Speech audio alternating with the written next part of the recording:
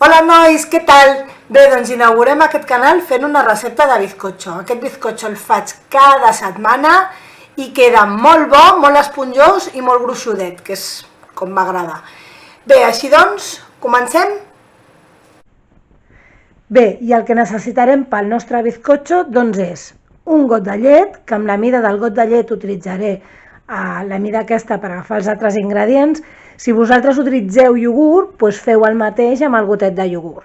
Aleshores agafarem amb la mida del got de llet 3 mides de farina, 2 de sucre i mig d'oli. També utilitzarem 3 ous, un sobre de llevat i essència de llimona. Jo utilitzo essència de llimona perquè realment, vaig a dir la veritat, em fa molta mandra ratllar la pell de la llimona. Vosaltres podeu utilitzar el que us agradi més. Podeu ratllar llimona, taronja, essència de llimona, de vainilla, del que més us agradi. I dit tot això, doncs anem a començar. Jo ja he posat el forn a calentar a 180 graus a dalt i a baix, perquè mentre preparo la massa, doncs així el tinc calentet. Llavors he separat les clares de les llemes perquè muntaré les clares a punt de neu. I vaig a tirar-li els elements líquids als ous, a l'oli, la llet i li tiraré també l'essència de llimona. Molt bé, a la farina li tiraré el llevat, perquè així tindrem els elements líquids per una banda i els secs per l'altra.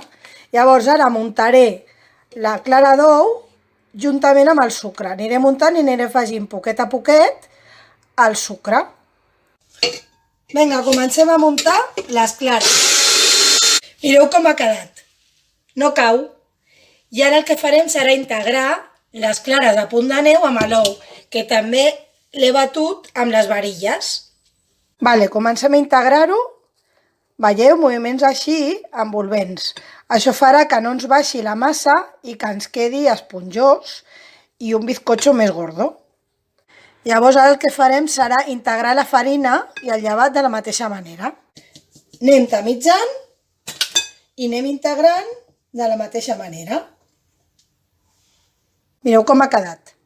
Ha quedat super esponjosa, no massa líquida, con volumen, vamos. Llavors, jo tinc preparat ja el motllo, que l'he untat amb mantega i l'he espolvorejat amb farina perquè no s'enganxi.